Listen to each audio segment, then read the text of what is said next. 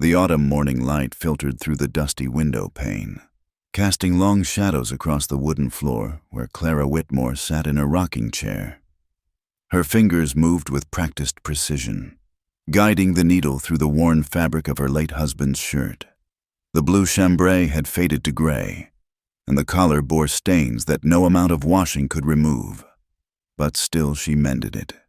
As she had every week for the past year since Thomas died, the shirt would never be worn again. She knew this, yet the ritual of repairing it had become as essential to her mornings as brewing coffee or lighting the stove. Each stitch was a prayer, a memory, a refusal to let go completely. Clara paused, her needle suspended in midair as the memory crashed over her like a flash flood in a desert canyon. The train robbery. The masked men bursting through the passenger car doors. Thomas trying to shield their son William, only 8 years old. The thunder of gunshots. Blood spreading across the wooden floor like spilled ink. Her husband and child, gone in moments that stretched like hours in her nightmares. She had survived. Sometimes she wondered if that was a curse rather than a blessing. The bell above the door of Morrison's dry goods chimed as Clara entered. A basket of finished garments balanced on her hip. The general store smelled of coffee beans, leather, and kerosene, scents that once comforted her but now merely reminded her of all the ordinary moments she'd never share with her family again. "Morning, Mrs. Whitmore," old Morrison called from behind the counter, his voice carrying that careful tone people used with her now, not quite pity, but something close to it. "Morning, Mr. Morrison. I've brought the shirts you ordered." She set the basket on the counter, keeping her eyes down. It was easier that way, avoiding the looks that followed her everywhere in town. That's when she heard it, the jingle of spurs and the creak of leather that announced a stranger. Curiosity, that troublesome emotion she thought grief had killed, made her glance toward the door. The man who entered seemed to fill the doorframe, tall and broad-shouldered. He wore dust-covered denim and a hat pulled low over his eyes.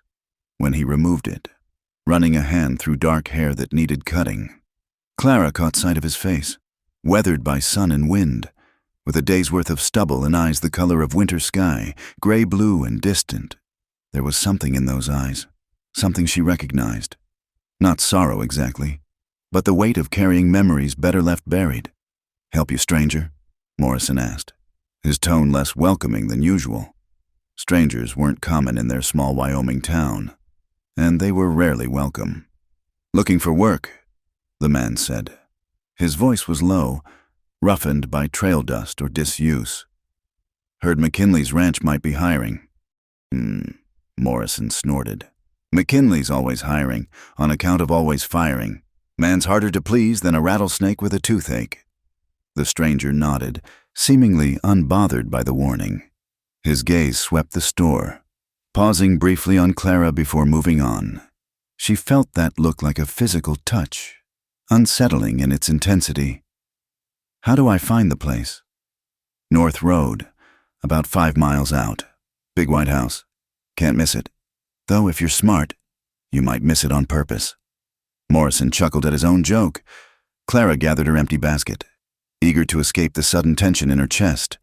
As she moved toward the door, her skirt caught on a nail protruding from the counter. The fabric tore with a sound like a sigh. "Let me," the stranger said, already bending to free the cloth. His hands were gentle despite their size, calloused from work but careful with the delicate fabric. "It's fine," Clara said quickly, her voice barely above a whisper. But he'd already freed the skirt, straightening up slowly. "No harm done," he said. For a moment, they stood there, too close for propriety. She could smell leather and horse and something else, sage, maybe, or the wild mint that grew by the creek. "Thank you," she managed, then fled.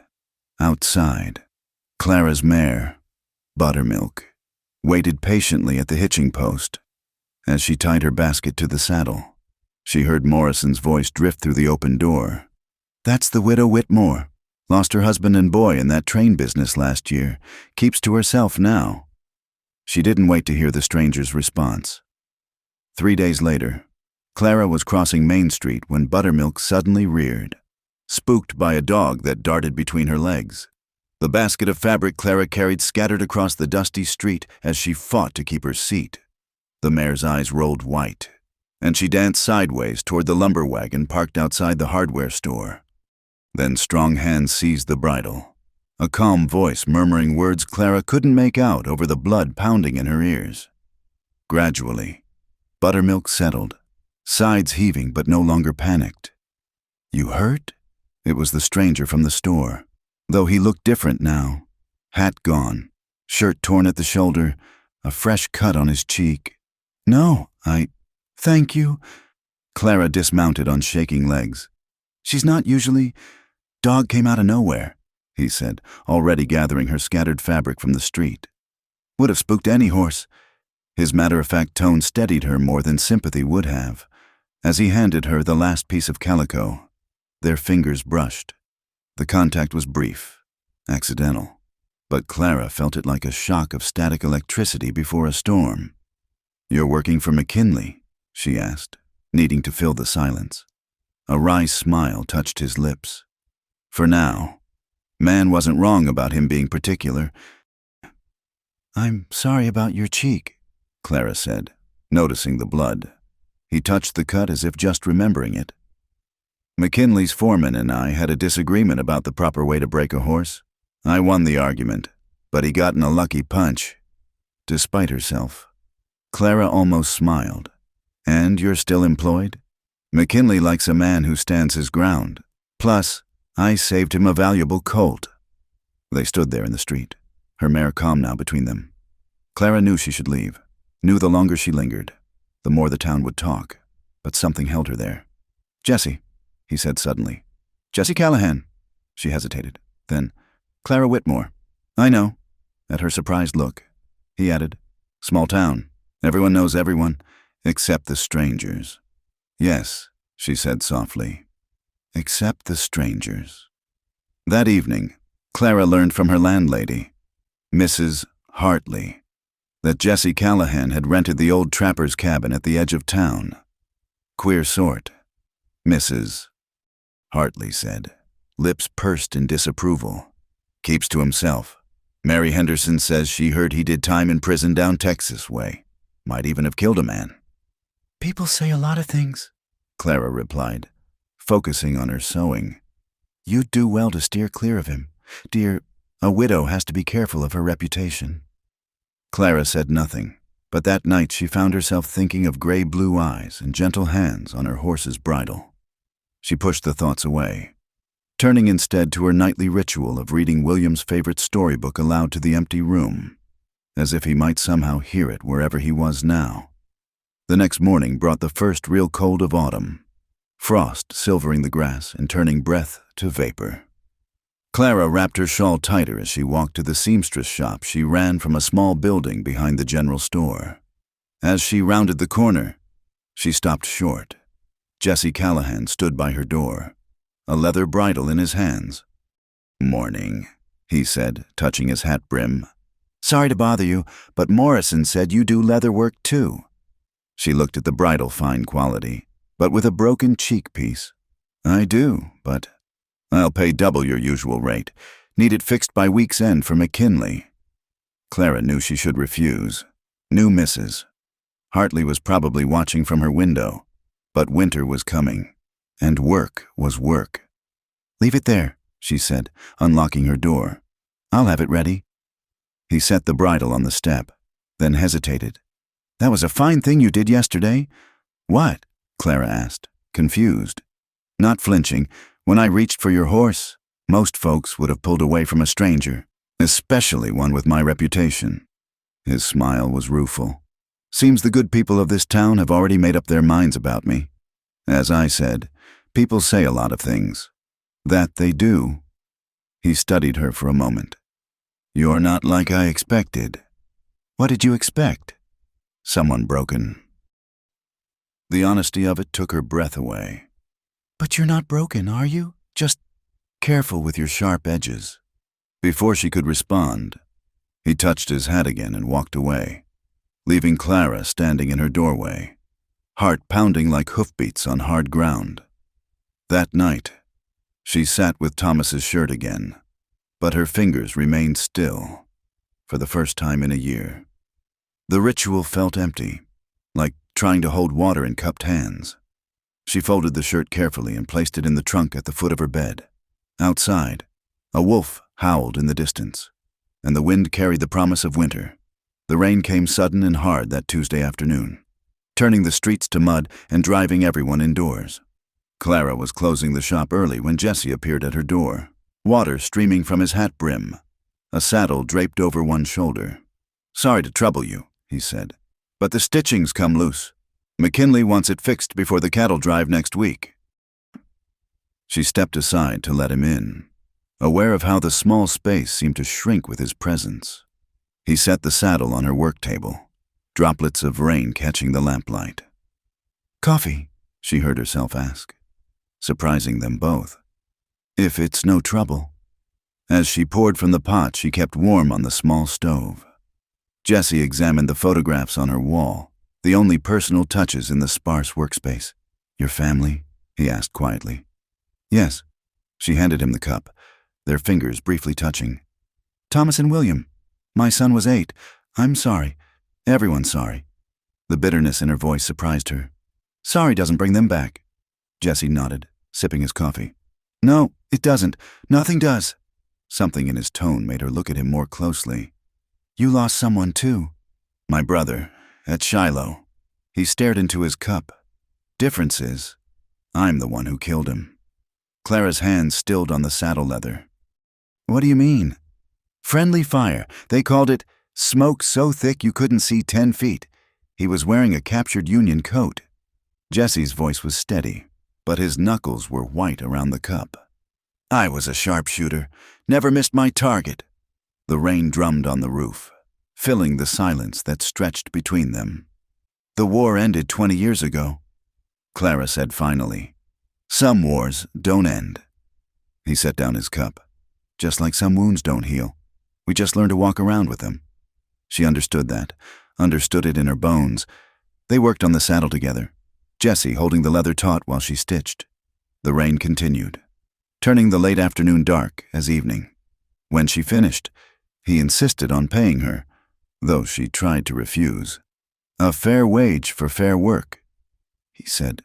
"Don't diminish your worth." Clara. It was the first time he'd used her given name. She should have corrected him, insisted on the propriety of Mrs. Whitmore. But she didn't. 2 days later, she arrived at the shop to find a small bundle by the door, prairie sage and wild mint, tied with twine. No note, but she knew who'd left it. The herbs would help with the rheumatism that plagued her hands on cold mornings. She wondered how he'd noticed. The following week brought trouble. Clara was at Morrison's picking up thread when Buck Hadley and 2 other ranch hands cornered young Miguel Santos, one of the Mexican workers from the Farley spread. "Told you to stay out of town, boy," Hadley sneered, shoving Miguel against the wall. "Don't need your kind mixing with decent folk." "Please, I only come for medicine," Miguel said. "My daughter, she is sick." Hadley's fist connected with Miguel's stomach, dropping him to his knees. Then Jesse was there, moving with a speed that belied his size. He caught Hadley's second punch, twisting the man's arm behind his back. "Enough," Jesse said quietly. The very softness of his voice seemed more threatening than a shout. "This ain't your business, stranger," Hadley snarled, struggling. "I'm making it my business." Jesse's grip didn't loosen. "Man's trying to get medicine for his sick child. You really want to be the one who stops him?" The standoff lasted another heartbeat before Hadley's companions pulled him away, muttering threats. Jesse helped Miguel to his feet, then reached into his own pocket. "For the medicine," he said, pressing coins into Miguel's hand. That night, Jesse appeared at Clara's door, blood seeping through a makeshift bandage on his left arm. "Hadley?" she asked, already reaching for her medical supplies. "He had friends. They found me at the cabin." He winced as she peeled back the cloth. "Nothing serious." The cut was deeper than he admitted, requiring careful cleaning and stitching. Clara worked by lamplight, aware of his eyes on her face, of the rise and fall of his breathing. "You didn't have to help Miguel," she said, Didn't have to, wanted to, he hissed as she applied carbolic acid to the wound. Man's got a right to care for his family without being beaten for it.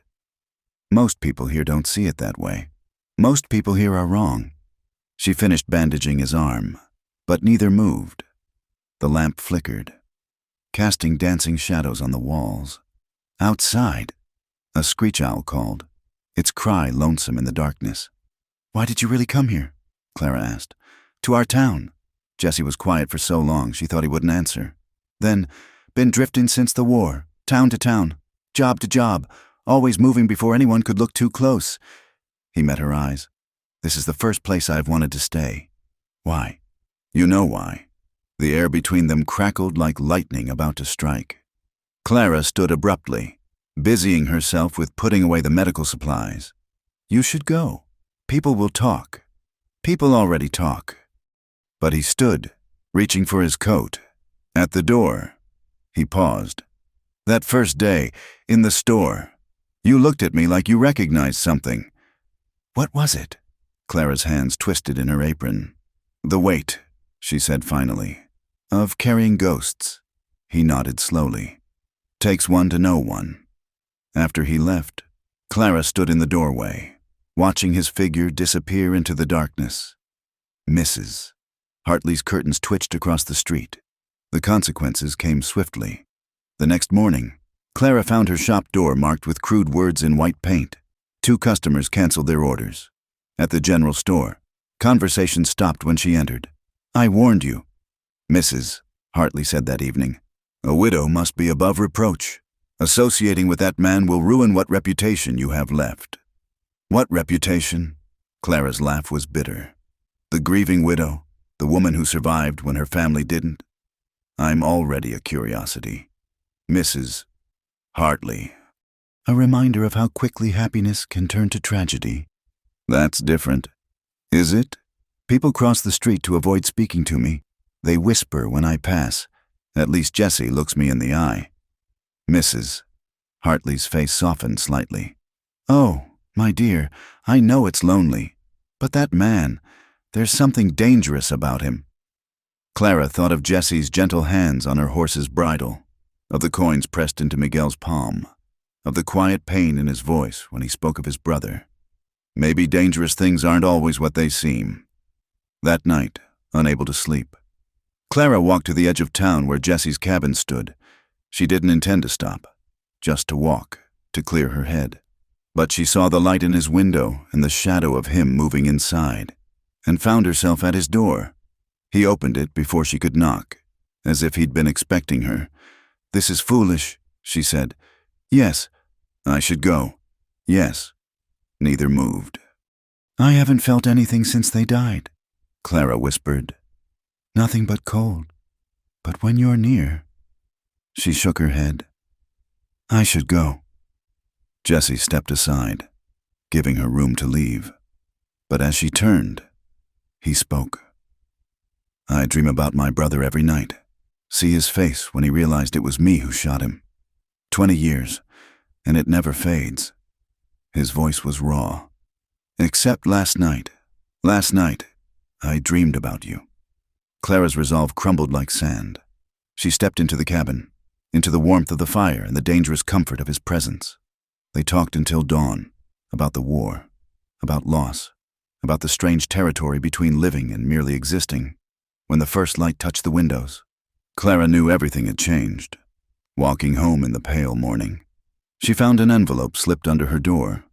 Inside, a note in careful script. Your services are no longer required. H. Morrison. She crumpled the paper, but felt no surprise. This was the price of choosing to feel again. As the sun rose higher, painting the mountains gold, Clara made her decision. She would not go back to being a ghost. That afternoon, when Jessie came to check on her, she met him at the door with her chin raised. The whole town's against us now, she said. I know. It's going to get worse. I know. She looked into his storm-gray eyes and saw her own determination reflected there. Good, she said, and pulled him inside. The storm came howling down from the mountains like a living thing. turning the world white and wild. Clara had been trying to make it back to town when the blizzard struck, blinding her with sheets of snow. Buttermilk struggled through the deepening drifts. But when the mare stumbled for the third time, Clara knew they wouldn't make it. Through the white chaos, she glimpsed a faint glow. Jesse's cabin, closer than town. Pride warred with survival instinct for only a moment before she turned Buttermilk toward the light. Jesse opened the door before she could dismount, already reaching for the horse's bridle. "Get inside," he shouted over the wind. "I'll tend to her." Clara stumbled into the warmth, shaking with cold and something else, the realization that she'd sought his shelter without hesitation, as if some part of her had always been moving toward this moment. When Jesse returned, snow clung to his hair and shoulders. He bolted the door against the screaming wind and turned to find her standing uncertainly by the fire. "You'll catch your death," he said, already moving to help her with her frozen coat buttons. His fingers were gentle but efficient. And when he looked up to find her watching him, something shifted in the air between them. "The storm will last through the night," he said quietly. "Maybe longer." "I know." They shared a simple meal, beans and cornbread, coffee strong enough to chase away the chill. The cabin was sparse but clean, with a narrow bed in one corner and a table made from rough planks. Books lined one wall. Surprising her. "You read?" she asked. "Helps pass the long nights." He gestured to the collection. Previous owner left them. Poetry, mostly. "Never thought I'd take to it, but—" He shrugged. Clara selected a volume at random. Whitman. She opened it to a marked page and read aloud. "I am not to speak to you. I am to think of you when I sit alone or wake at night alone." Jesse's voice joined hers for the next line. "I am to wait. I do not doubt I am to meet you again." The wind howled louder, rattling the windows. Clara set the book aside, aware of how small the cabin was, how close he sat. "This is madness," she whispered. "Yes, the whole town already thinks—" "I don't care what they think." His voice was fierce. "Do you?" She thought of the painted words on her door, the turned backs, the whispers. Then she thought of the emptiness of the past year, the careful distance she'd maintained from everything that might crack her open again. "No," she said. "Not anymore." The fire crackled. Outside, the storm raged as if trying to tear the world apart. Jesse stood slowly, extending his hand. She took it, let him draw her to her feet. For a long moment they stood there, her hand in his, the space between them charged with possibility. "Clara," he said, her name a question and a prayer. She answered by stepping closer, lifting her free hand to his face.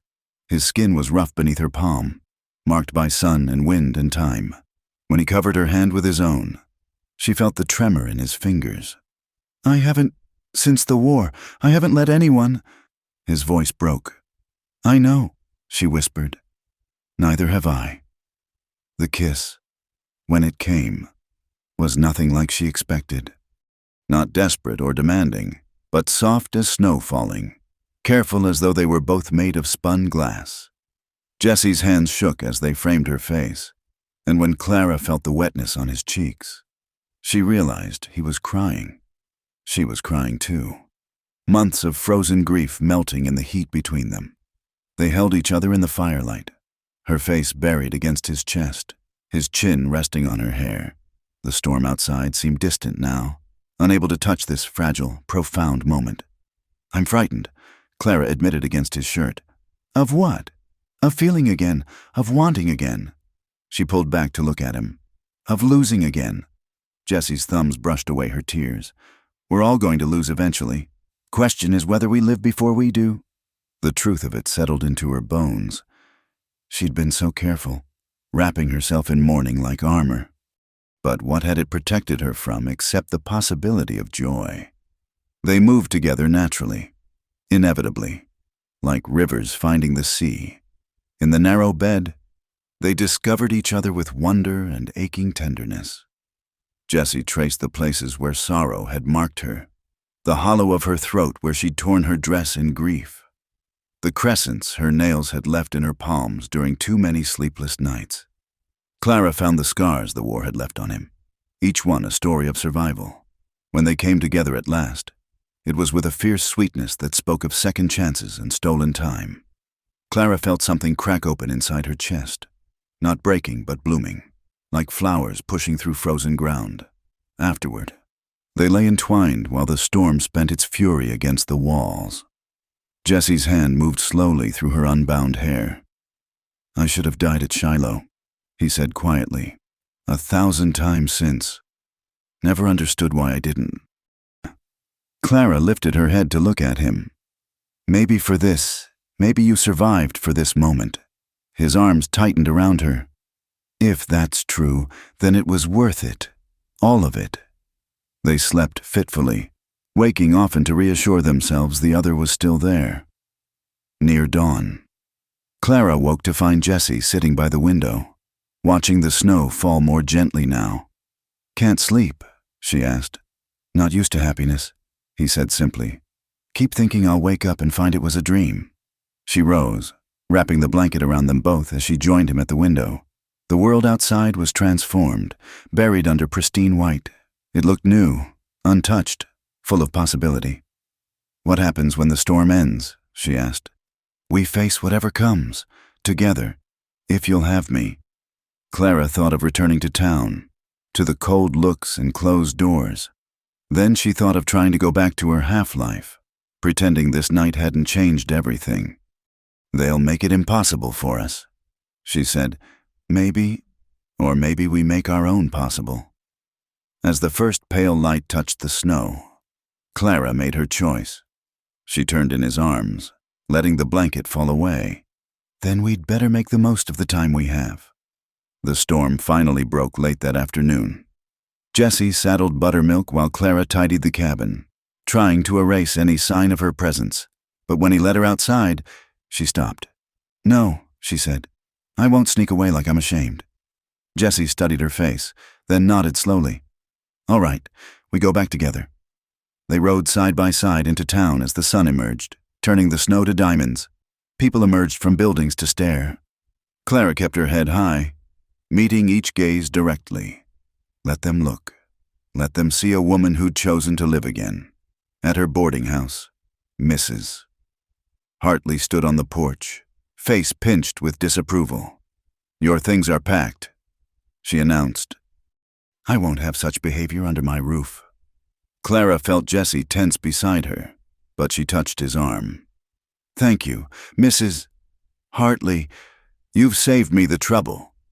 As they loaded her few possessions onto Buttermilk, Jesse said quietly, "You can stay at the cabin. It's not much, but—" "It's enough," Clara interrupted. "It's more than enough."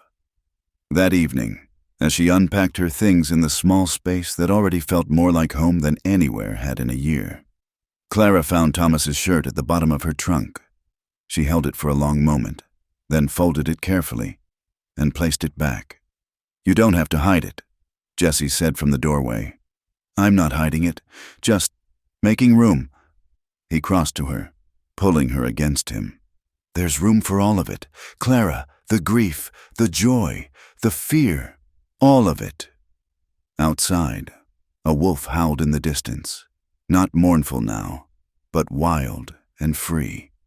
Clara pressed closer to Jesse, feeling her heart beat strong and sure against her ribs. She was done being a ghost. Whatever came next, she would meet it with eyes wide open and this man's hand in hers. The fire crackled, the wind sang, and for the first time in a year, Clara Whitmore was fully, fiercely alive. The accusations came on a cold morning 3 weeks later.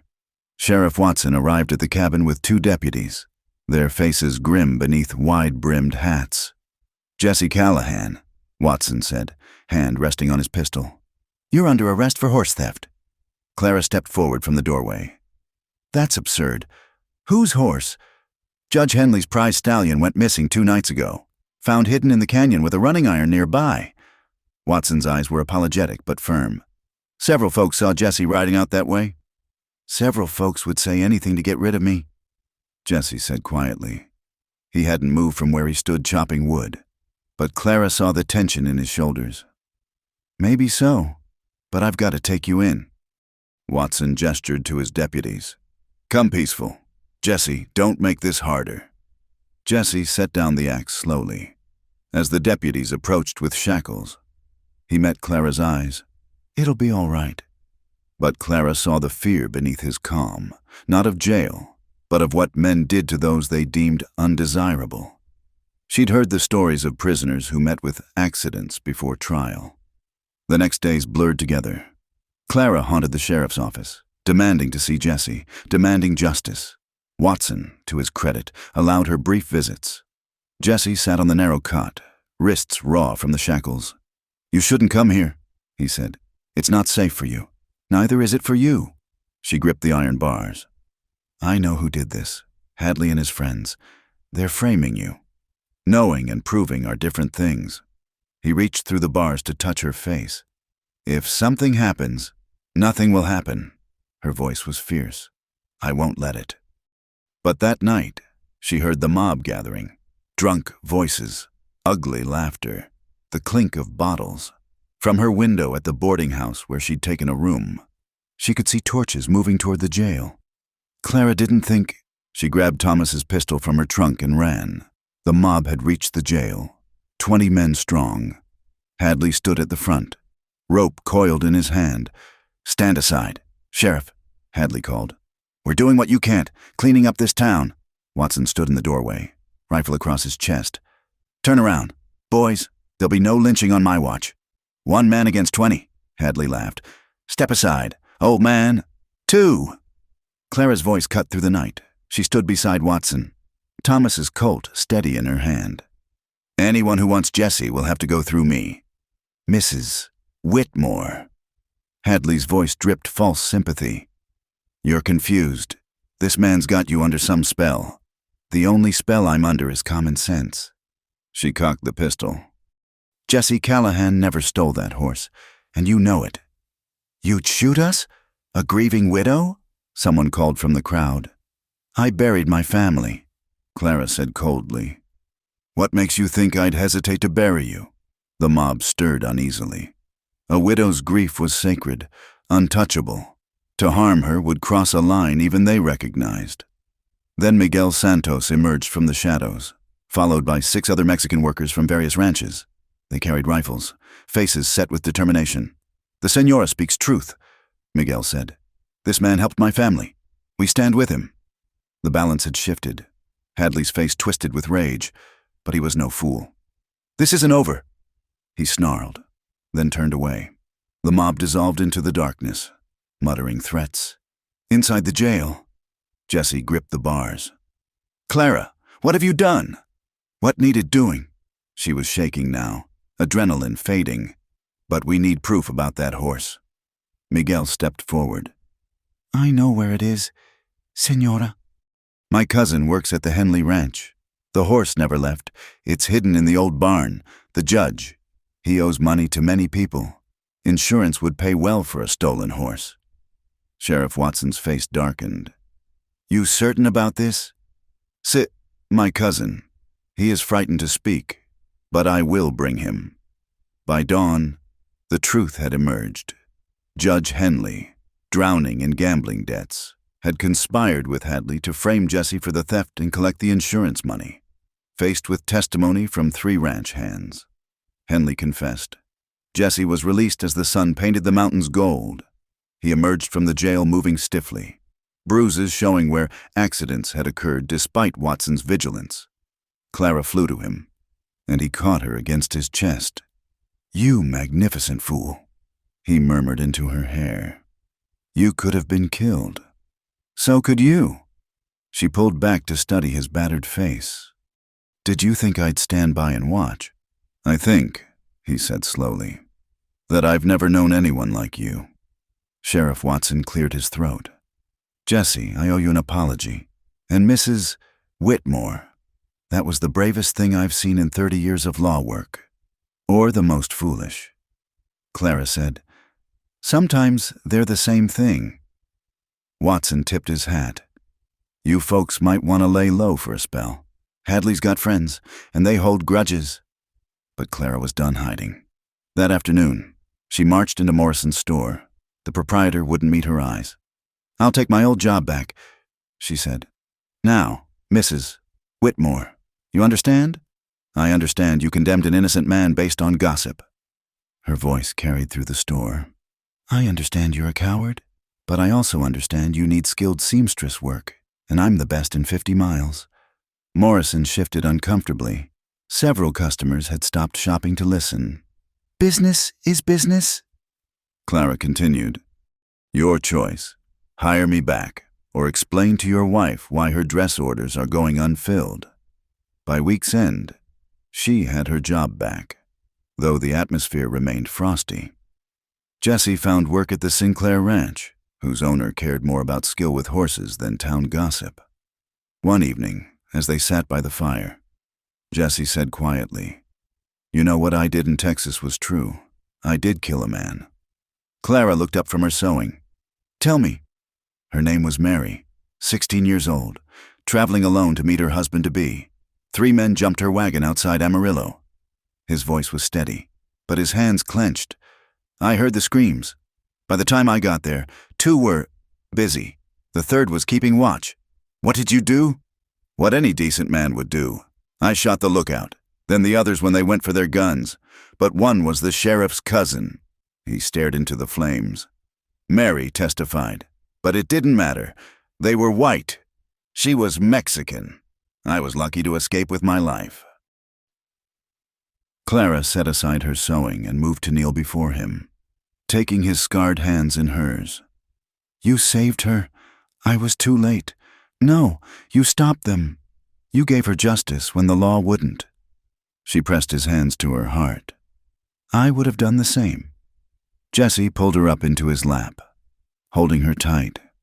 "Sometimes I think I dreamed you, that I'll wake up and you'll be gone." "I'm here," she whispered. "I'm real, and I'm not going anywhere." That night, they loved with a desperate tenderness, as if trying to forge something unbreakable between them. When Clara cried out his name in the darkness, it sounded like a vow. Later, as Jessie slept, Clara stood by the window watching the stars. She thought of Thomas and William, of the life she'd lost. The grief was still there, would always be there. But it no longer consumed her. Instead, it had become part of her foundation, not something to overcome, but something that had shaped her into who she was now. "Thank you," she whispered to the stars, not sure if she was addressing God or her lost family. "Thank you for helping me find my way back to life." A warm hand touched her shoulder. Jessie stood behind her, solid and real and hers. "Can't sleep?" he asked. "Just thinking." "About?" She turned in his arms. "About how the broken places are where the light gets in." He kissed her forehead, her cheeks, her lips. "Then we must be blazing like the sun." "Yes," Clara said, smiling through tears. "I think we are." Outside, a screech owl called, and the wind whispered secrets to the sage. But inside the cabin, 2 damaged souls held each other close, building something new from the ashes of their pain. It wasn't perfect, it wasn't easy, but it was theirs. The thunder of hooves shattered the dawn quiet. Clara woke to Jessie already pulling on his boots, rifle in hand. "Stay inside," he commanded, but she was already reaching for Thomas's Colt. Through the window, they watched a band of riders racing toward town, dust clouds billowing behind them. Even at distance, their intent was clear, guns drawn, masks pulled up. "The garrison gang," Jessie said grimly. "They've been hitting settlements along the mountain route." Gunfire erupted from town. Without a word, Jessie headed for the door. "Where are you going?" Clara demanded. "Watson's alone, maybe one deputy." He checked his ammunition. "They'll slaughter everyone." "Then I'm coming with you." "Clara, don't." She was already saddling Buttermilk. "We do this together or not at all?" They rode hard toward town, the sound of gunfire growing louder. Main Street was chaos. The gang had hit the bank, and now they were shooting anyone who showed their face. Clara saw Mrs. Morrison crouched behind a water barrel, blood on her sleeve. Jessie dismounted behind the livery stable. Circle around back. If we can get to the roof of the hardware store." A scream cut through the morning air. High, young, terrified. "That's the Dalton family." Clara breathed. She knew that voice. Little Sarah Dalton, barely 6 years old. 2 gang members had dragged the family from their wagon parents, Sarah and her baby brother, using them as human shields while they loaded stolen money. Insurance. One outlaw laughed. "Nobody shoots when there's children involved." Jesse's face was stone. Clara knew he was thinking of other children, other violence he'd witnessed. Sheriff Watson lay in the street, clutching his shoulder. His deputy was nowhere to be seen. The townspeople who'd scorned Jesse and Clara now cowered in doorways. Paralyzed. "We need a distraction," Jesse murmured. Clara was already moving. She stepped into the open, the Colt hidden in her skirts. "Looking for something?" she called out. The outlaws spun toward her. Well. "Pretty lady wants to play? I want you to let that family go." She walked closer, heart hammering. Behind the gang, she glimpsed Jesse moving along the roof line. The gang leader, a scarred man with dead eyes, shoved Mr. Dalton to his knees. "Or what? You'll shoot us with what's hidden in your dress?" "No," Clara said. "He will." Jesse's first shot took the man holding Sarah. The child ran as the outlaw fell. His second shot caught another gang member turning to fire. Clara drew and fired in the same motion, her bullet striking the leader's gun hand. Then hell broke loose. The remaining gang members scattered, firing wildly. Clara dove behind a hay wagon as bullets splintered wood around her. She could hear Jesse's rifle, steady and methodical, could hear horses screaming and men cursing. A shadow fell over her. An outlaw loomed above, gun raised. The shot that saved her came from an unexpected source. Miguel Santos, leading a group of ranch hands into the fray. The outlaw toppled backward. "For the senora who stands with us!" Miguel shouted. The tide turned, faced with resistance from multiple directions. The surviving gang members fled for their horses. Jesse pursued. Watson's horse beneath him despite the sheriff's wounds. Clara found the Dalton family huddled behind the milliner's shop. Sarah clung to her mother, eyes wide with terror. Without thinking, Clara knelt beside them, speaking the same soothing words she'd once used with William. "You're safe now, sweetheart. The bad men are gone." When she looked up, half the town had gathered. The same people who'd shunned her now stared with something like awe. "You saved us, Mrs." Dalton whispered. "Jesse saved you. Miguel saved you. You stood up," Morrison interrupted, cradling his wounded wife. "When none of us would, you stood up." The sound of returning hoofbeats made everyone tense. But it was Jesse, leading 3 captured outlaws. His shirt was torn, blood seeping from a graze on his cheek, but his eyes found Clara immediately. She ran to him as he dismounted, not caring who watched as he caught her against him. "You magnificent, reckless woman," he murmured. "I learned from the best." Sheriff Watson, supported by 2 townsmen, limped over. "Jesse, we owe you everything, both of you." Jesse shook his head. "Just did what needed doing." "No," Watson said firmly. "You did what the rest of us were too cowardly to do. I've been sheriff here 15 years, and I've never seen anything like it." Over the following days, something shifted in the town's fabric. The suspicious looks faded. People nodded to Clara on the street, to Jesse when he came for supplies. Mrs. Hartley even appeared at the cabin with a fresh-baked pie, mumbling an apology. But the change that mattered most came from an unexpected source. A week after the raid, a woman arrived on the stage, Mexican, well-dressed, with an air of quiet dignity. She asked directions to Jesse's cabin. Clara answered the door to find the stranger on their porch, a leather portfolio in her hands. "Mr. Callahan?" the woman asked. "I am Maria Santos de Vega. You knew me as Mary." Jesse appeared behind Clara, his face draining of color. "Mary? But how—" "May I come in?" They sat around the rough table as Mary, now Maria, told her story. After Jesse saved her, she testified at his trial, though it hadn't helped. But she'd also written to her uncle, a successful merchant in California. He took me in, educated me. I married his partner. She smiled softly. A good man who didn't care about my past. When he died last year, he left me everything. I'm glad, Jessie said roughly. You deserved happiness. As do you. Maria opened the portfolio, revealing legal documents. I've spent months tracking you down.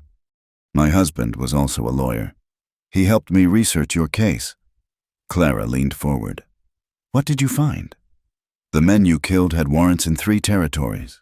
The sheriff who pursued you was removed from office for corruption 2 years later. Maria pushed the papers across the table. I've petitioned the Texas governor. With my testimony and new evidence, he's agreed to grant you a full pardon. Jessie stared at the documents, hands trembling. A pardon? You're free, Maria said simply. Truly free. No more running. Clara watched emotions chase across Jessie's face. Disbelief, hope, a joy so profound it seemed to frighten him. She reached for his hand, anchoring him. Why would you do this? He asked. Maria's eyes glistened. You gave me my life back. You stood against evil when it would have been safer to ride on. She stood, gathering her dignity. I've built a good life. Mr. Callahan. 4 children, a thriving business. None of it would exist without you. She turned to Clara. Take care of him, Senora. Men who fight for others often forget to fight for themselves. After Maria left, Jessie sat in stunned silence. Clara moved behind him, wrapping her arms around his shoulders. It's real, she whispered. You're free. He turned suddenly, pulling her into his lap, burying his face in her neck. She felt him shaking and realized he was crying. Years of fear and guilt finally releasing. I can stay, he said brokenly. I can actually stay. Yes, Clara held him tighter. Forever, if you want. That night, they walked through town together. Word had already spread about the pardon, about Mary's visit. People who'd whispered behind their backs now offered congratulations. Judge Henley's replacement shook Jessie's hand. Sheriff Watson offered him a deputy's badge. Think about it, Watson said. Town could use a man like you keeping the peace. Later, standing on the hill overlooking the valley, Jessie pulled Clara close. Is this real, all of it? Real as the mountains? Clara assured him. Real as the stars. Real as my love for you. He kissed her then, deep and sure. No longer the desperate embrace of souls expecting separation, but the steady warmth of a future secured. Marry me, he said against her lips. I know it's only been months, but yes, I don't have much to offer. A small cabin, a hard life. Yes, Jessie, you deserve better than... Clara silenced him with another kiss. I deserve exactly what I choose, and I choose you. I choose us. I choose whatever life we build together. The wind picked up, carrying the scent of sage and the promise of snow. Below them, the town lights twinkled like earthbound stars. Tomorrow would bring its own challenges. There would always be those who disapproved. Always be struggles in a hard land. But tonight, Clara stood in the arms of a man who'd learned to fight for love instead of just survival. A man whose painful past had led him to her door. A man who'd taught her that sometimes the only way forward was through the fire. I love you, Jessie said, the words still new on his tongue. I know, Clara replied. I've known since you freed my horse that day, since you looked at me and saw a woman, not just a widow. They stayed on the hill until the cold drove them home, to their cabin, their bed, their shared future. As Jessie stoked the fire and Clara prepared dinner, the simple domesticity of it struck her as holy, this quiet peace, earned through blood and tears and courage. Outside, wolves howled in the distance, but inside, 2 souls who'd thought themselves beyond saving discovered that salvation sometimes came in the most unexpected forms. A pardon, a town's acceptance, a love that refused to apologize for its existence, and the knowledge that dawn would find them still together, no longer running, finally home. The mountain trail stretched endlessly before them, winding through stands of lodgepole pine and across meadows where spring wildflowers pushed through melting snow. They'd been traveling for 3 days toward Montana territory. their few possessions packed on a sturdy mule Jesse had bought with his savings. Clara had never felt so free. There! Jesse pointed to a valley spread below them like a green promise. That's where we'll build. She stood in her stirrups for a better view. A clear stream cut through the valley floor, bordered by cottonwoods. The mountains rose on three sides, protective walls of granite and snow. It's perfect, she breathed. They made camp in a grove of aspens. Their new life spread around them in bundles and boxes. As Clara prepared their meal over the fire, Jesse taught her skills she'd never needed in town. How to bank a fire to last through the night. How to read weather in cloud formations. How to tell direction by stars when clouds obscured the North Star. You're a quick study, he said, watching her practice with the rifle. I have a good teacher.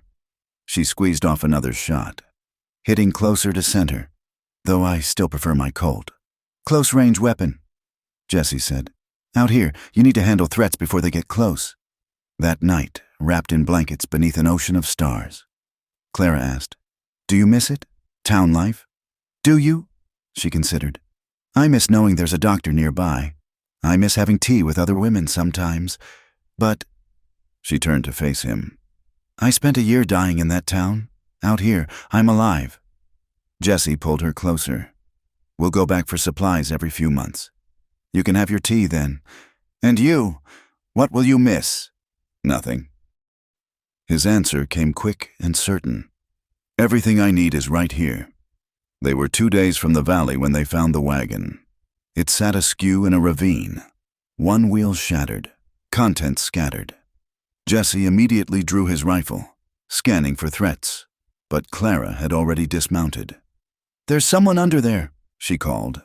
They worked together to shift the debris, revealing a family huddled beneath the overturned wagon bed. A man, unconscious and bleeding. A woman clutching 2 small children, all of them half frozen, nearly blue with cold. Please, the woman whispered through cracked lips. Help us. Without discussion, Jesse and Clara went to work. Jesse built a fire while Clara examined the injured man, broken ribs, possible internal injuries, severe cold exposure. She did what she could with their medical supplies while Jesse rigged a shelter using canvas from the broken wagon. I'm Anna Bergstrom, the woman managed as Clara wrapped her children in warm blankets. This is Eric, my husband, our children, Greta and Johan. How long have you been here? Clara asked. 2 days, maybe 3. The axle broke, then the storm. Anna's eyes filled with tears. Eric tried to fix it, but the wagon shifted. Jesse returned from scouting. Trail's been washed out ahead. We'll have to go around. Add another day. Clara met his eyes. Both understood what wasn't being said. They couldn't move Eric without killing him, but staying here meant risking all their lives if another storm came. We stay, Jesse said simply, until he's stable enough to move. For 3 days, they camped in that ravine. Jesse hunted for fresh meat and found a sheltered spot for the horses. Clara tended Eric's injuries and kept the children distracted with stories. At night, she and Jesse took turns keeping watch, knowing the smell of blood might draw predators. On the second night, with Eric's fever raging, Anna broke down. We sold everything to come west. My father's farm in Minnesota, everything. Eric said we'd have a better life in Oregon. She laughed bitterly. Better life. Look at us. You're alive, Clara said firmly. That's what matters. For how long? Even if Eric survives, how do we start over with nothing? Clara thought of her own losses, her own moments of despair. You start by surviving today, then tomorrow, then suddenly you realize you're not just surviving anymore. You're living. By the 4th day, Eric's fever broke. He was weak but lucid, able to sit up and take broth. Jesse and Clara rigged a travois to carry him, redistributing their supplies to make room for the family's salvaged possessions. We can't take your food, Anna protested. You can and you will. Jesse said, we know these mountains. You don't. The journey that should have taken 1 more day stretched to 3 with their slower pace. But finally, they crested the last ridge, and the valley spread before them. It's beautiful, Anna whispered. That night, around a shared fire, Eric spoke for the first time at length. You saved our lives. How do we repay that? Jesse and Clara exchanged glances. You don't, Clara said. You pass it on. Someday, someone else will need help. The Bergstroms stayed for a week, recovering strength and helping Jesse and Clara mark out their homestead. Eric, despite his injuries, insisted on helping Jesse fell trees for the cabin foundation. I was a carpenter in the old country, he said. Let me do what I can. Working together, the men made quick progress. Meanwhile, Clara and Anna gathered stones for a fireplace, and the children collected kindling and pine cones. You're not what I expected, Anna confided one afternoon as they worked. When we saw you, a rough man and a woman in men's clothes, armed like bandits, I thought... She blushed. You thought we were outlaws. Clara finished, smiling. We've been called worse. But you're not, are you? You're just different. We're survivors, Clara said. Jesse and I both lost everything, found each other, and decided to build something new. Different isn't always bad. The night before the Bergstroms left to continue their journey, they shared a special meal venison Jesse had hunted, wild greens Clara had gathered, and bread Anna made from their precious flour. Little Greta had made flower crowns for everyone, and even stoic Eric smiled as his daughter placed one on his head. To new friends, Eric raised his cup of pine needle tea. To second chances, Jesse countered. After dinner, Greta tugged on Clara's sleeve. Mrs. Clara, are you an angel? Clara laughed. No, sweetheart. Why would you think that? Mama said angels saved us, and you came right when we needed you. Clara knelt to the child's level. We're not angels. We're just people who've learned that helping others helps heal our own hurt. The next morning, Jesse and Clara watched the Bergstrom wagon disappear down the trail, repaired with their help and loaded with supplies they could barely spare, but freely gave. Think they'll make it? Clara asked. They've got a fighting chance now. Jesse wrapped an arm around her.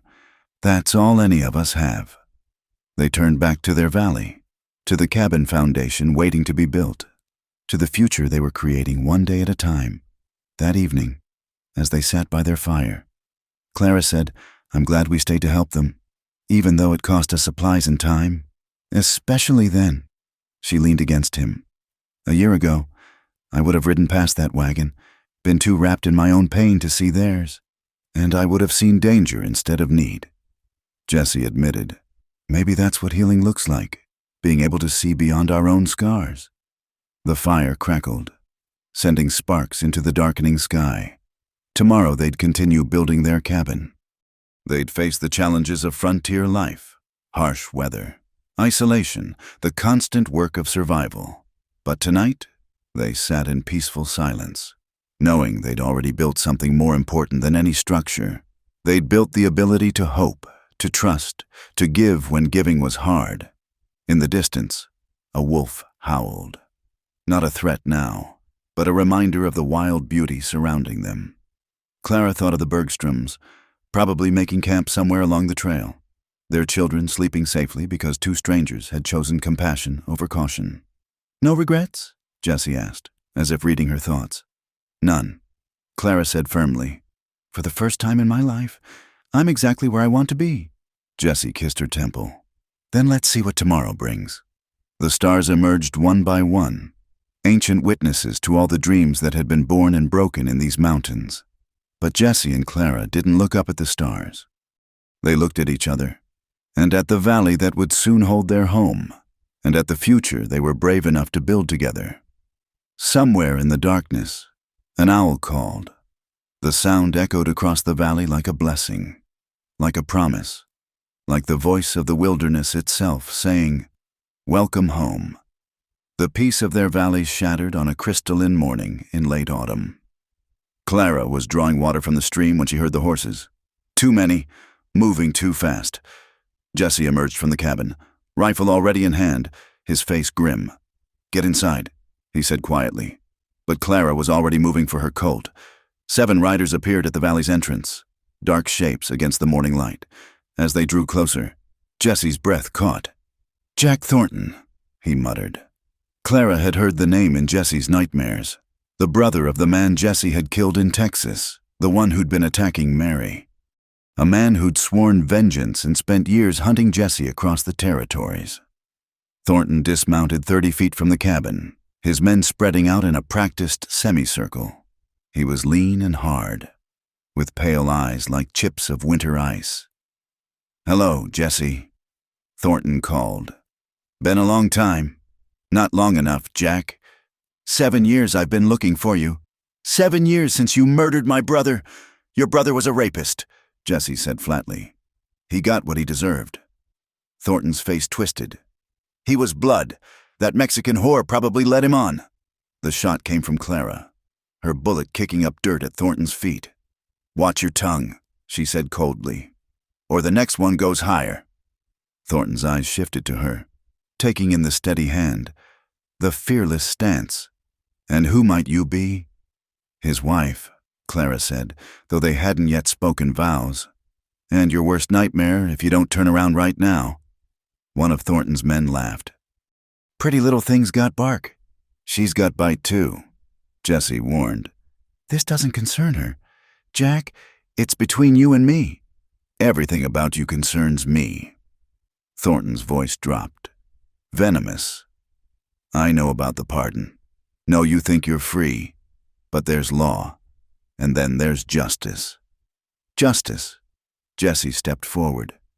"Your brother and 2 others were attacking a 16-year-old girl. I gave them a chance to stop. They went for their guns instead." "Lies!" Thornton spat. "My brother wasn't capable. Your brother was an animal." Clara interrupted. "And deep down, you know it. This isn't about justice. It's about your pride." The tension stretched wire tight. Clara counted the men, memorized positions. 7 against 2, but they had cover in the high ground. If it came to shooting, "I'll make you a deal," Thornton said suddenly. "You come with us, peaceful-like. We settle this away from your woman, man to man." "No." Clara's voice was steel. "He goes nowhere with you." Thornton smiled, ugly and knowing. "Then we do this the hard way." He turned as if to leave, then spun back, gun-clearing leather. But Jesse was already moving, shoving Clara behind the water barrel as gunfire erupted. The valley became a thunderous chaos of gunshots and ricocheting bullets. Clara fired from behind the barrel, saw one man clutch his shoulder and fall. Jesse had made it to the woodpile, his rifle barking steadily. "The cabin!" Jesse shouted. They moved together, covering each other. Clara felt a bullet tug at her skirt, another splinter wood inches from her face. They crashed through the door, Jesse immediately taking position at the window. "How much ammunition?" Clara asked. "Reloading. Not enough for a siege." He fired, ducked as return fire shattered the window glass, but maybe enough to make them reconsider. The firing slowed, then stopped. In the ringing silence, Thornton's voice carried clearly. "This can end easy or hard, Jesse, but it ends today. The only thing ending today is your hunt." Jesse called back. "Take your men and go." "Can't do that. See, I made a promise on my brother's grave, and unlike you, I keep my word." Clara touched Jesse's arm. "He won't stop. You know that." "I know." Jesse's jaw tightened. "I'm sorry. Clara, I should have told you. You did tell me. I knew what I was choosing." She checked her ammunition. "We face this together." A flaming torch arced through the air, landing on the cabin's shake roof. Then another. "They're trying to burn us out," Jesse said grimly. Clara was already moving, grabbing the water bucket, but more torches followed, and soon smoke began seeping through the roof boards. "We have to go," Jesse said. "They'll pick us off when we run, but staying means burning." Clara's mind raced. Then she remembered. The root cellar. They dug it last month, with a concealed exit near the stream bank. "Follow me," she said. They dropped through the floor hatch as the roof began to truly burn. The cellar was cramped and dark, but Clara found the hidden door by feel. They emerged in the brush by the stream, smoke from their burning home masking their movement. "Circle around. Jesse whispered. "If we can get behind them." But Clara was already moving. Not away, but toward the horses Thornton's men had left loosely tied. She reached them unseen, using her knife to cut the tethers. A sharp whistle sent them scattering. Shouts erupted as the men realized their mounts were fleeing. In the confusion, Jesse and Clara struck from two sides. Jesse's rifle took down 2 men before they knew he'd moved. Clara shot another who was running for his horse. Then she found herself facing Thornton across 20 feet of open ground. His gun was in his hand, but not yet raised. "Should have stayed out of it, woman," he said. "I've lost 1 family to violence." Clara replied, "I won't lose another." They drew simultaneously. Clara felt the wind of his bullet pass her cheek, but her aim was true. Thornton staggered, looking down at the spreading red stain on his chest. "Damn," he whispered, and fell. The remaining men threw down their weapons, hands raised. One was barely more than a boy, tears streaming down his face. Jesse approached Thornton, who was still breathing. "Barely, my brother," Thornton gasped. "Was he really—" "He was hurting a child," Jesse said quietly. "I'm sorry it came to this." Thornton's laugh was bitter, bloody. "So am I." His eyes found Clara. "You've got a hell of a woman there." "I know." Thornton's eyes closed. "Tell my mother. Tell her I tried." He died as the cabin collapsed in a shower of sparks and flame. They tied up the survivors to await the territorial marshal. The youngest, he couldn't have been 18, looked at Jesse with haunted eyes. "He said you were a murderer. Said you shot his brother in cold blood." "I shot a man who was attacking an innocent girl," Jesse said, "along with 2 others doing the same. You want to continue this vendetta. That's your choice. But ask yourself, is revenge worth your life?" The boy shook his head, tears fresh. "I just wanted work. Mr. Thornton paid good." Clara knelt beside him. "What's your name?" "Billy. Billy Patterson." "Well, Billy, you've got a choice now. You can hold on to hate, let it poison your whole life, or you can walk away, build something better." She untied his hands. "Choose wisely." Billy stared at her, then at the burning cabin, then at Thornton's still form. Finally, he turned and walked toward the scattered horses. They let him go. That night, Jesse and Clara camped by the stream, watching the embers of their home cool in the darkness. Everything they'd built, gone in hours. "We can rebuild," Jesse said.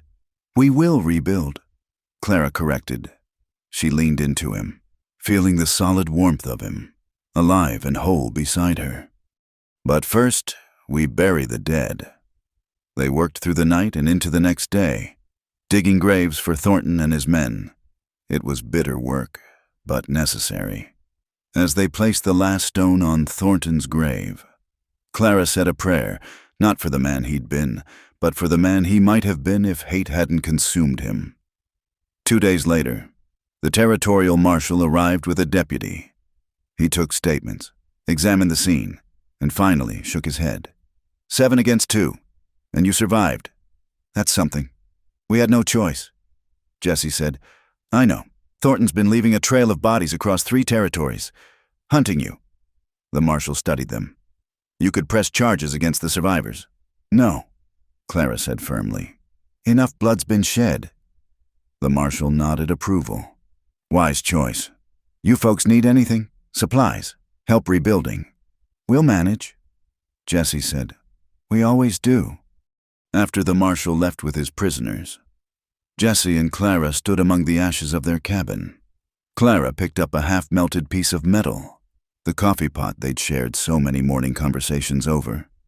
"I'm sorry," Jesse said quietly. "You lost your home because of my past." Clara turned to him, fierce.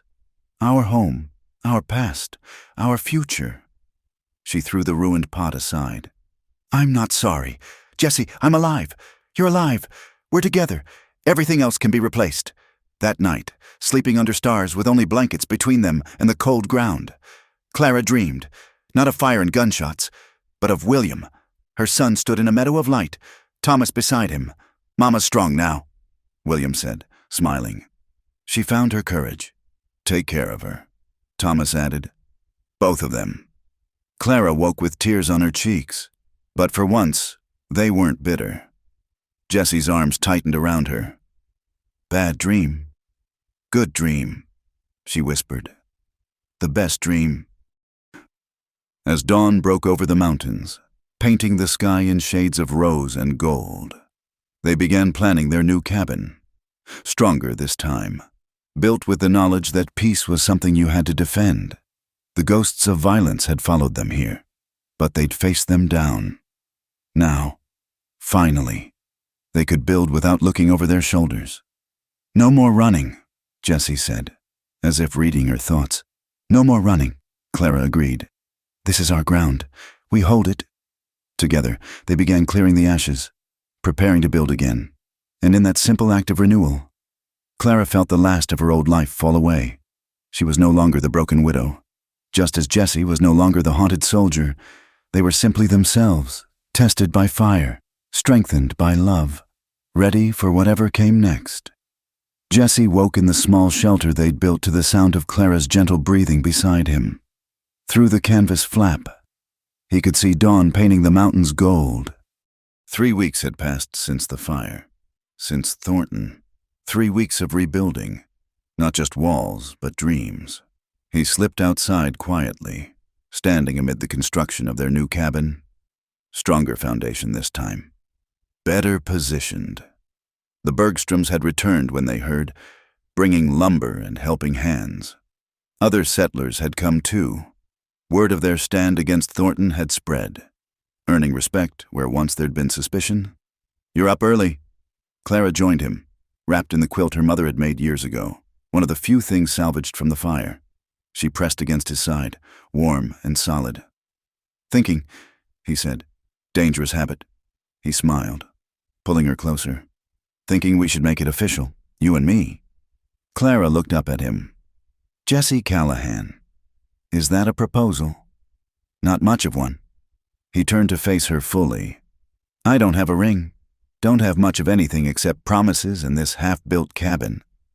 Look at me, Clara said softly. He did, seeing in her eyes the same wonder he felt every morning, that they'd found each other, survived everything thrown at them. I've had the ring, she continued. Had the proper wedding, the house in town, the respectable life, and when I lost it all, I thought I'd lost everything. She touched his face. But you taught me something different. That love isn't about what you have. It's about what you're willing to fight for. Is that a yes? That's a yes. He kissed her as the sun crested the mountains, sealing promises that needed no witnesses but the sky. A week later, they stood before Reverend Mitchell, who'd traveled from the nearest settlement. The Bergstroms were there, Miguel and several ranch families, even Sheriff Watson, who'd made the long journey. Clara wore her mother's dress, altered to fit and freshly cleaned. Jessie had trimmed his beard and donned his one good shirt. They might not have had flowers or fancy decorations, but the meadow provided wildflowers and the mountains stood as their cathedral. Do you, Jessie, take Clara to be your wife? Reverend Mitchell asked. I do. Jessie's voice was strong. Sure. I take her strength, her sorrow, her joy. I take all of her days and give her all of mine. Do you, Clara, take Jessie to be your husband? I do. Clara's eyes never left Jessie's. I take his past, his present, his future. I take his battles as my own and trust him with my heart. When Reverend Mitchell pronounced them married, when Jessie kissed his bride, a cheer went up from the small gathering. Even weather-beaten ranchers wiped their eyes. The celebration lasted into evening. Simple food, fiddle music, stories shared around the fire. Anna Bergstrom pulled Clara aside. You glow, she said. Both of you, like you've swallowed sunlight. We've swallowed something, Clara laughed. Hope, maybe. As the guests prepared to leave, Sheriff Watson approached Jessie. Got something for you. He handed over an envelope. Came to my office last week. Inside was a deed to their valley and the surrounding land. How? Jessie asked, stunned. Maria Santos de Vega. She bought it from the territorial government. Put it in both your names. Her letter said to tell you a wedding gift for the man who gave me my life." Clara pressed her hand to her mouth. "She gave us a home, a real, legal home." That night, in their shelter beside the rising walls of their cabin, Jesse and Clara lay entwined, listening to the night sounds of their valley, their legal valley now. "No one can take this from us," Clara murmured against his chest. "No one." Jesse agreed. "We're home. Truly home." Spring came early the next year, and with it, completion of their cabin, stronger than before, with windows that caught morning light and a stone fireplace that would last generations. They planted a garden, acquired chickens and milk goats, built a life of simple rhythms and profound peace. One morning, Clara stood at the stove, frying eggs, when dizziness struck. She gripped the table, waiting for it to pass. "You all right?" Jesse asked from the doorway, concern creasing his face. "Fine, just—" She paused, calculating dates. Her eyes widened. "Jesse!" He was beside her instantly. "What is it?" I think I'm with child." The words hung between them like prayer candles. Jesse's face transformed. Joy, fear, wonder, all at once. "A baby." His hand hovered over her stomach, not quite touching. "Our baby. Our baby," Clara confirmed, laughing and crying simultaneously. Jesse lifted her, spinning her around their kitchen until she demanded he put her down before she was sick. They stood there, foreheads touching, absorbing this new miracle. "I'm scared," Clara admitted. "After losing William." "I know." Jesse's voice was rough. "But this child will have something William didn't. Two parents who've already faced the worst and survived. We'll protect this one. Clara, together." Through summer and into fall, Clara grew round with new life. Jesse became almost comically protective, trying to do all the heavy work himself, until Clara firmly reminded him she was pregnant, not porcelain. On a crystalline night in early November, with snow beginning to fall, their son was born. The midwife from the nearest settlement had arrived just in time, bustling about with practiced efficiency. "He's perfect," she announced, placing the squalling infant in Clara's arms. Jesse sat on the bed's edge, one finger stroking the baby's impossibly tiny hand. "What should we call him?" Clara looked at their son, dark hair like Jesse's, but with her stubborn chin already evident. "Thomas William Callahan," she said. "For those who came before." "Thomas William," Jesse repeated. "Tom for short. I like it." As the midwife cleaned up, Jesse held his son for the first time. The big hands that had wielded guns so efficiently now cradled new life with infinite gentleness. "I don't know how to be a father," he admitted quietly, "and I didn't know how to love again." Clara replied, "We'll learn together." The baby opened his eyes, gray-blue like his father's, and seemed to study Jesse's face with ancient wisdom. "Hello, Tom?" Jesse whispered. "I'm your papa, and I promise you'll always be safe, always be loved, always have a home." Outside, the snow continued falling, blanketing their valley in pristine white. Inside, the fire crackled warmly, and a new family began its journey. Days later, as Clara nursed Tom by the window, she saw riders approaching. Her hand moved instinctively toward the rifle, old habits dying hard. But Jesse, watching from the porch, relaxed. "It's the Bergstroms," he called. Anna practically flew from her wagon, arms full of baby clothes and preserves. "Oh, let me see him! Eric, hurry up!" Soon their cabin filled with neighbors bearing gifts, blankets, carved toys, promises of help come spring planting. The same community that had once shunned them now embraced them wholly. "Funny how things change," Sheriff Watson said, bouncing Tom gently. "Year ago, folks crossed streets to avoid you two. Now look, we're still the same people," Clara pointed out. "No," Watson disagreed kindly. "You're not. None of us are. You two taught this community something about courage, about second chances. We're all better for it." That night, after the visitors had gone, Clara found Jesse on the porch despite the cold. Tom slept against his chest, protected by Jesse's coat. "Couldn't put him down?" she asked, wrapping a blanket around them both. "Wanted him to see the stars, to know how big the world is, how much beauty it holds." Clara leaned into her husband's warmth, their son safe between them. "He'll know beauty," she said. "He'll know love and courage and how to rebuild after storms. We'll teach him all the things we had to learn the hard way. Maybe that's the point," Clara reflected. "Maybe every generation has to learn it fresh, but with guides who've walked the path before." A wolf howled in the distance, that wild sound that once meant danger, but now just meant home. Tom stirred but didn't wake, safe in his father's arms. "I never thought I'd have this," Jesse said quietly. "Family, home, peace. Neither did I." Clara kissed his scarred cheek. "But here we are." "Here we are," he agreed, against all odds, as they sat there, three souls bound by love and determination. Clara felt the last of her old grief transform. It would always be part of her. Thomas and William would always hold places in her heart, but grief no longer defined her.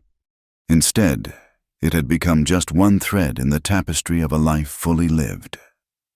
"Look," Jesse pointed to the eastern sky. "Shooting star." Clara watched the light streak across the heavens and made a wish, not for safety or ease, but for the strength to meet whatever came with the same courage that had brought them here. "What did you wish for?" Jesse asked. "More." Clara said simply, "More of this, more tomorrows, more chances to choose love over fear." "That's not a wish," Jesse said, pulling his family closer. "That's a promise." Inside the cabin, the fire burned low but steady. Outside, snow continued to fall, covering their valley in quiet beauty. And on the porch, two souls who'd thought themselves broken discovered that sometimes the mended places are the strongest of all. Tom yawned, tiny fist wrapping around Jesse's finger. In that small gesture lay the future, all the days and years ahead, all the challenges and joys waiting to unfold. Clara smiled, remembering her words to Anna Bergstrom. "You start by surviving today, then tomorrow, then suddenly you realize you're not just surviving anymore. You're living now," cradled between mountain walls with her husband and son. Clara knew the final truth. They weren't just living. They were home. They were whole. They were a family written in starlight and strengthened by storms. Proof that love could grow in the rockiest soil if tended with brave hands. And in a frontier where so many dreams died, theirs had taken root and bloomed, wild and beautiful as the Montana mountains themselves. Thank you so much for listening to this Wild West love story. If you're enjoying these tales of frontier romance and resilience, I'd love to know where in the world you're listening from. Please share in the comments below. Don't forget to subscribe to From Wild West channel for more authentic stories of love and survival in the American frontier. What did you think of Clara and Jesse's journey? Share your thoughts in the comments. I'd love to hear what touched your heart in their story.